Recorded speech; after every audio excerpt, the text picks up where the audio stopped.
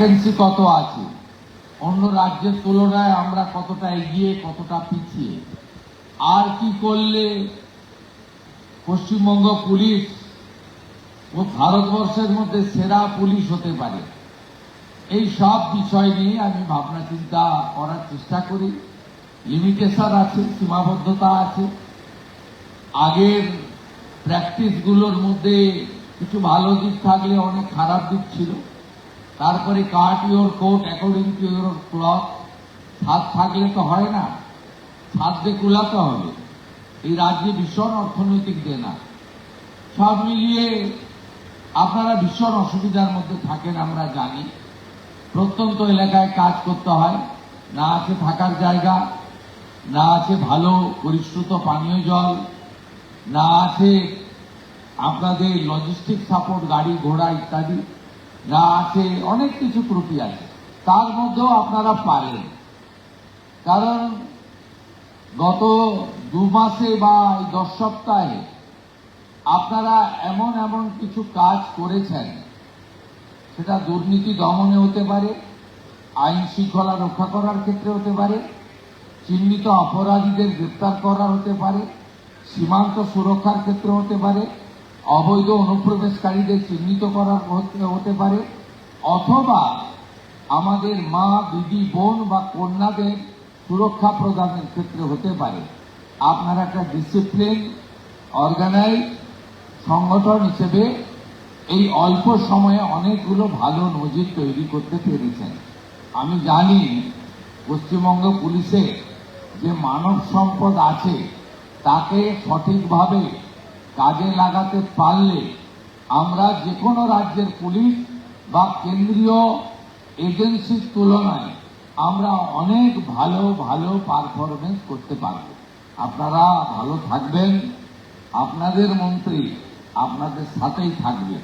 শুধু IPS, DG, ADG, আইজিদের সঙ্গে meeting হবে তা নয়, আপনাদের মনের ব্যথা যন্ত্রণা, আপনাদের অভাব অভিযোগ, সেটাও আমি কর্ণগোচর করব, আমি জানব, সমাধানের চেষ্টা করব, কারণ আপনারাই হলেন আমাদের সম্পদ।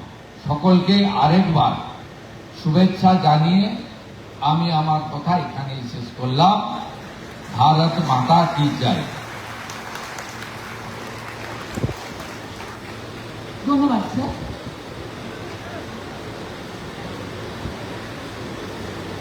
श्रीमान भोजन क्या है श्रीमान?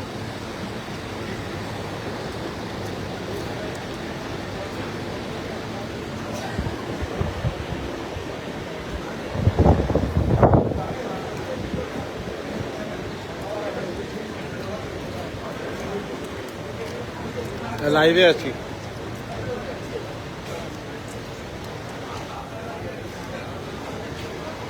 লাইভে আছি না?